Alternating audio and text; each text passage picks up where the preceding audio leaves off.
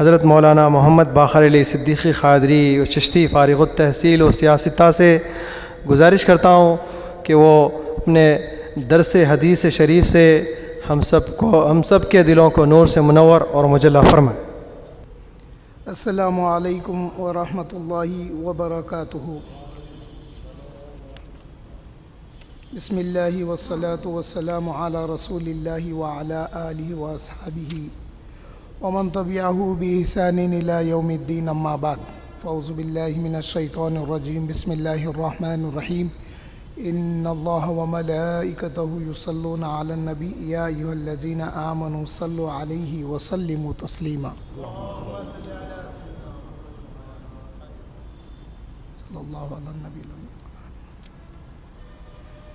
ربیع الاول کے مہینے کی مناسبت سے آج میں نگاہ عبد المطلب میں مقام محمدی صلی اللہ علیہ وسلم بتانے کی کوشش کروں گا، جس کو دلائل النبوہ میں امام و حافظ ابو نعیم احمد بن عبداللہ رحمۃ اللہ علیہ نے تحریر فرمایا ہے، اور میں آخر میں ایک میسیج بھی دوں گا میری طرف سے انشاءاللہ۔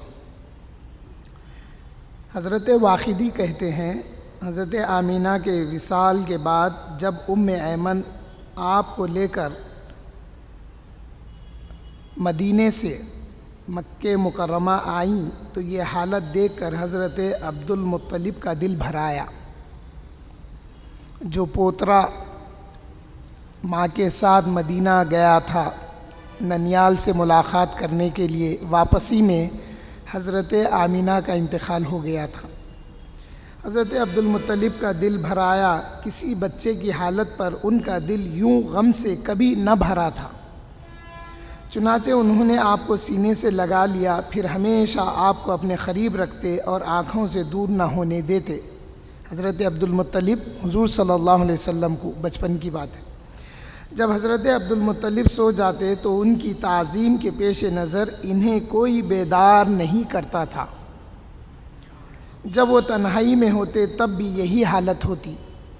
ان کے لیے بیٹھنے کی ایک مخصوص جگہ تھی حضرت عبد المطلب کے بیٹھنے کی، جہاں اور کوئی نہیں بیٹھتا تھا۔ کعبے کے زیر سایہ ان کے لیے ایک چٹائی بچھائی جاتی تھی۔ حضرت عبد المطلب کی اولاد آ کر چٹائی کے گرد بیٹھ جاتی اور ان سے بات کرتی۔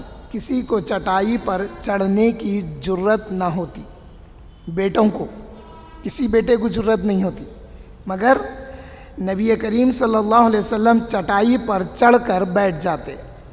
آپ کے چچا کہتے، اے محمد، اپنے دادا کی مسند سے اتر جاؤ، لیکن حضرت عبد المطلب کہتے،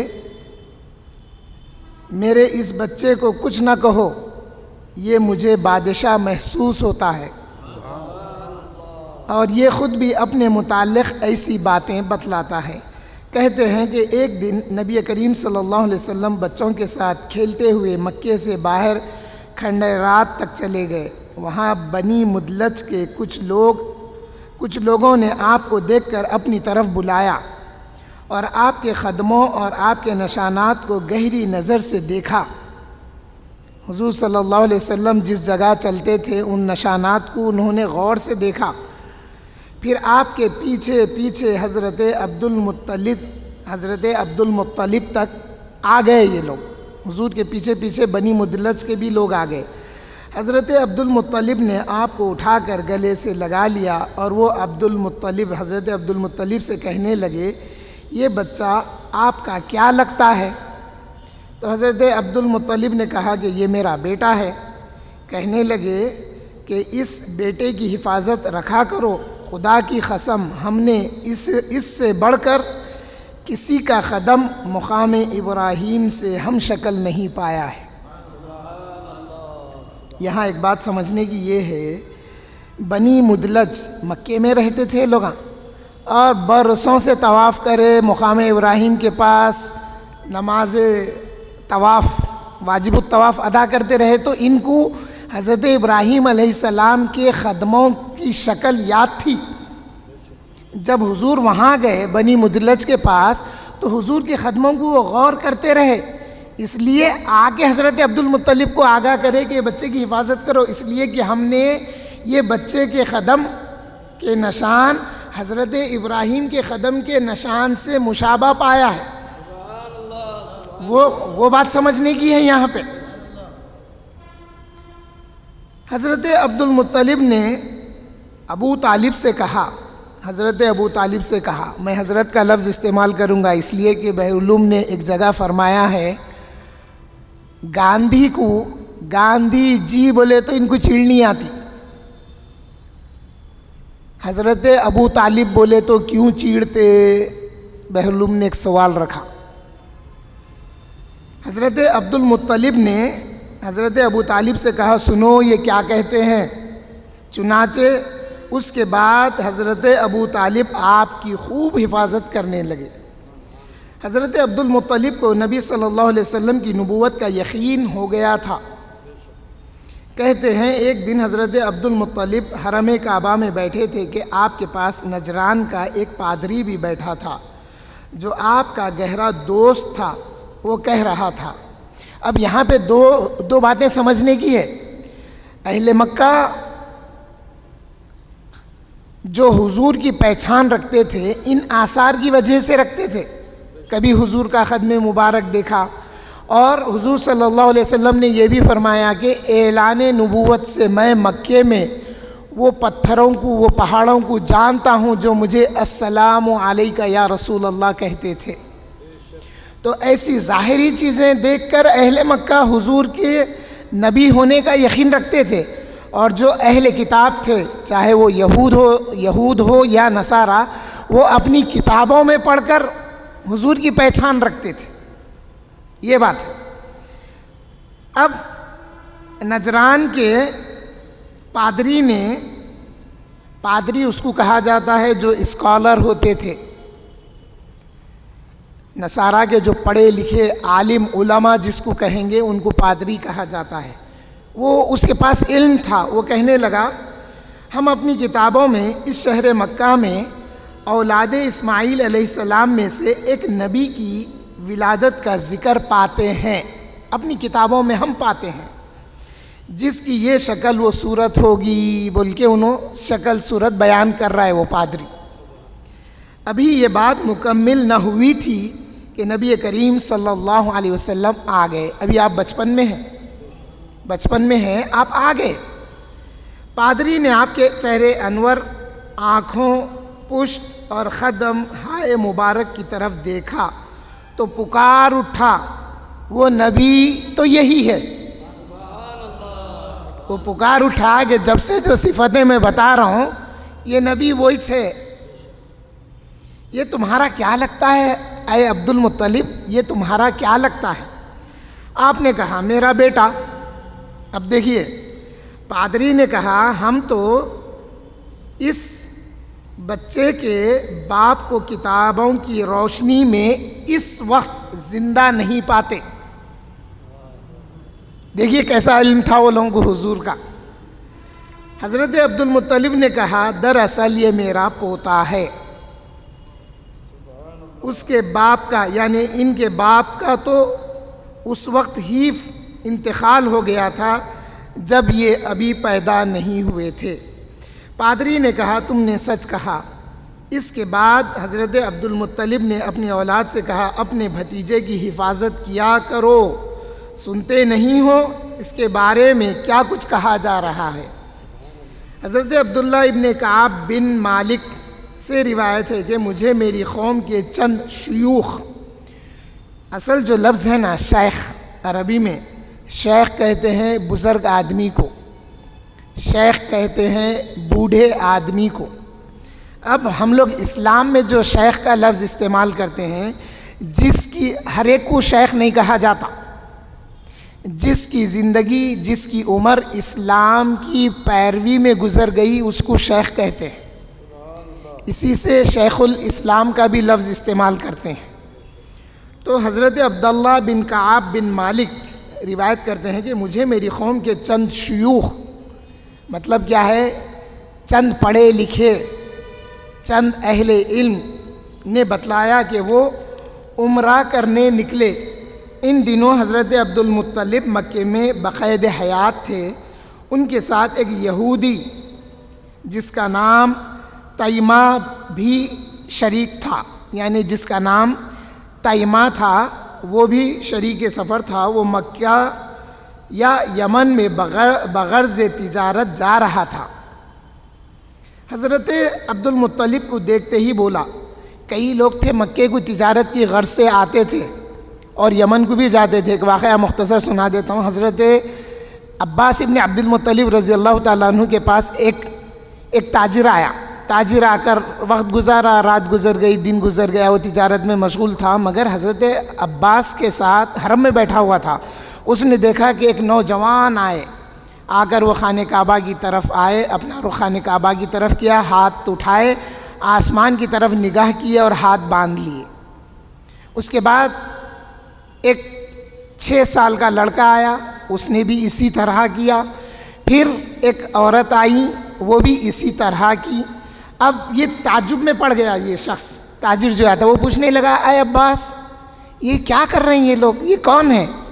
تو حضرت عباس ابن عبد المطلب حضور کے چچا بیان کرتے ہیں اس تاجر سے، اے تاجر وہ جو نوجوان ہے نا وہ میرا بھتیجا محمد ہے صلی اللہ علیہ وسلم، اور وہ جو بچہ آیا نا وہ میرا بھتیجا علی ہے، اور وہ جو عورت آئی وہ عورت خدیجہ ہے جو میرے بھتیجے کی زوجہ ہے. اور کہنے لگے، اے تاجر سن، میرا بھتیجا اس بات کا ناز کرتا ہے کہ وہ اللہ کا بھیجا ہوا رسول ہے، وہ پیغمبر ہے، اور وہ ایک خدا کی دعوت دیتا ہے. صفت بیان کی. تو لوگ تجارت کے لیے آیا جایا کرتے تھے. اب یہ بغرض تجارت جا رہا تھا. حضرت عبد المطلب کو دیکھتے ہی بولا، ہم اپنی کتابوں کی روشنی میں کہہ سکتے ہیں جس کا فیصلہ ناقابل تبدیل ہے کہ اس شخص کی پشت سے وہ نبی نکلیں گے جو ہمیں اور اپنی قوم کو قوم عاد کی طرح تہ تیخ کر دیں گے. دشمن بھی جانتا تھا. حضور کی ولادت سے پہلے حضرت عبد المطلب کا چہرہ دیکھ کے بول رہا کہ یہ جو شخص ہیں جو کتاب میں لکھا جا چکا ہے اب یہ بدل نہیں سکتا. یہ جو شخص ہیں عبد المطلب، ان کی پشت سے ایک نبی نکلیں گے، ایک نبی کی ولادت ہوگی جو ہمیں یعنی یہود کو اپنی قوم کو قوم عاد کی طرح وہ تیخ کر دیں گے. 1-2 منٹ میں بات کو ختم کر لیتا ہوں. حضرت عبد المطلب کی وفات اور حضرت ابو طالب کی کفالت. حضرت واقدی لکھتے ہیں حضرت عبد المطلب نے 110 یا 8 سال کی عمر میں داعی اجل کو لبیک کہتے ہوئے جان آفرین کے حوالے کی. نافع ابن جبیر سے روایت ہے کہ نبی کریم صلی اللہ علیہ وسلم سے پوچھا گیا کہ آپ کو حضرت عبد المطلب کی وفات یاد ہے؟ فرمایا ہاں، میں اس وقت 8 سال کا تھا. حضور کی برکت ابو طالب کے گھر میں. واقدی کہتے ہیں حضرت عبد المطلب کی وفات پر حضرت ابو طالب نے آپ کو اپنی کفالت میں لے لیا. اس وقت آپ کی عمر 8 سال تھی. حضرت ابو طالب کے پاس مال نہ تھا، البتہ وادی ارنا علاقے عرفات میں ان کے کچھ اونٹ تھے. حضرت ابو طالب اگر مکے میں ہوتے تو جا کر وہاں سے دودھ لے آیا کرتے تھے. آپ کو دیکھ کر اکثر حضرت ابو طالب کا دل بھر آتا اور وہ آپ سے بڑا پیار کرتے تھے. دل بھر آتا یعنی روتے، رونہال ہوتے. ان کے بچے اکٹھا یا علیحدہ علیحدہ کھانا کھاتے مگر سیر نہ ہوتے. حضرت ابو طالب کی اولاد میں جو بچے تھے وہ کھانا کھاتے مگر پیٹ نہیں بھرتا تھا، ان کا سیریابی نہیں ہوتی تھی، یا یہ سمجھیں کہ ان کو اتنا کھانا نہیں ملتا تھا جو کھانے پر پیٹ بھر محسوس ہو. کیونکہ حضرت ابو طالب آپ کی اوپر جیسا کہ ذکر آیا کہ ابو طالب کے پاس مال نہ تھا، اور جب نبی کریم صلی اللہ علیہ وسلم ان کے ساتھ بیٹھ کر کھاتے تو سارے بچے سیریاب ہو جاتے تھے۔ اسی لیے میں نے پڑھا ہے، مجھے اچھا یاد ہے، جس دسترخوان پر ایسا شخص جس کا نام محمد ہو صلی اللہ علیہ وسلم، اگر وہ بیٹھ کر کھاتا ہے تو اس نام کی برکت سے ساروں کے لیے جو ہوتا ہے وہ کافی شافی ہو جاتا ہے بول کے۔ اس لیے وہ جب بھی اپنے بچوں کو صبح یا شام، حضرت ابو طالب جب بھی اپنے بچوں کو صبح یا شام کا کھانا دینا چاہتے تو کہتے ٹھہرو میرے بیٹے کو آنے دو۔ جب نبی کریم صلی اللہ علیہ وسلم تشریف لے آتے اور ان کے ساتھ کھانا تناول فرماتے تو اکثر کھانا بچا رہتا۔ اگر ابو طالب نے بچوں کو دودھ پلانا ہوتا تو سب سے پہلے نبی کریم صلی اللہ علیہ وسلم نوش فرماتے، پھر دوسرے بچے برتن اٹھاتے اور سب کے سب اسی ایک برتن سے ہی سیریاب ہو جاتے۔ اگر ان میں سے کوئی بچہ پہلے پینا شروع کر دیتا تو اکیلا ہی سارا برتن خالی کر جاتا۔ تو معلوم کیا ہوا یہاں پہ، جب سے ہم عباس پاشا کے نے پڑھے نا، بات میں سے بات نکلتی اور خوش عقیدگی بڑھتی۔ اب اس بات میں معلوم کیا ہوا، اگر حضور سے پہلے کوئی پیتا تو وہ ایک کے لیے کافی ہوتا، ایک بچہ پیتا تو شروع کر دیتا تو اکیلا ہی سارا برتن خالی کر جاتا، یعنی وہ دودھ اتنا ہوتا کہ ایک بچہ ہی پی سکتا تھا۔ مگر جب حضور پہلے پیتے تو سارے بچے پینے کے بعد بھی بچا رہتا دودھ۔ یہ ہے پڑھ لینا، پڑھنا سنانا اپنی جگہ ہے، مگر اس میں کچھ باتوں کو نکال کر عقیدے کو خوش عقیدہ بنانا یہ بات اور ہے۔ حضرت ابو طالب یہ دیکھ کر کہتے اے محمد تمہاری برکتوں کا کیا کہنا ہے صلی اللہ علیہ وسلم۔ میرا میسیج یہ ہے، یہ کتاب 150 روپے کی ہے، آج کتنے کی ہے نہیں معلوم، میں یہ کتاب لیا تھا 97 میں۔ تو جب بھی میں کتاب لیتا قیمت لکھتا اور نام لکھتا اور ڈیٹ لکھتا وغیرہ۔ تو میری اپیل ہے آپ لوگوں سے، اس قسم کی کتابیں خریدیے، گھر میں رکھیے، ٹائم ملا وقت آپ بھی پڑھ سکتے ہیں، آپ کے گھر والے پڑھ سکتے ہیں۔ اور اگر میں مر جاؤں گا، آج میرے پاس 200 کلو کتابیں ہیں، اگر میں مر جاؤں گا بچے قابل ہوں گے تو وہ پڑھ کے مجھے یاد کریں گے۔ ہم گھر میں بہت ساری چیزیں رکھتے ہیں جو ہماری زندگیوں میں وہ فنا ہو جاتی، ٹوٹ جاتی، پھٹ جاتی، اسکریپ کر دیتے، مگر کچھ کتابیں خریدا کریے، ایک معمول بنائیے، ہر مہینہ 150-200 کی کتابیں خریدیے، جس کے ذریعے ہماری اولاد کے عقیدوں کی حفاظت، ہمارے گھروں کی حفاظت، عقیدوں کی حفاظت، خود ہمارے عقیدے کی حفاظت ہوگی اور پختگی آئے گی۔ اللہ تعالیٰ سے دعا کرتا ہوں جو کچھ پڑھا گیا ہے، سنا گیا ہے، اس میں ہمارے لیے حضور صلی اللہ علیہ وسلم کی محبت کو اور بھی دوبالا کر دے۔ مرنے سے پہلے زبان پر کلمہ طیب لا الہ الا اللہ محمد رسول اللہ نصیب ہو، آمین والحمدللہ رب العالمین۔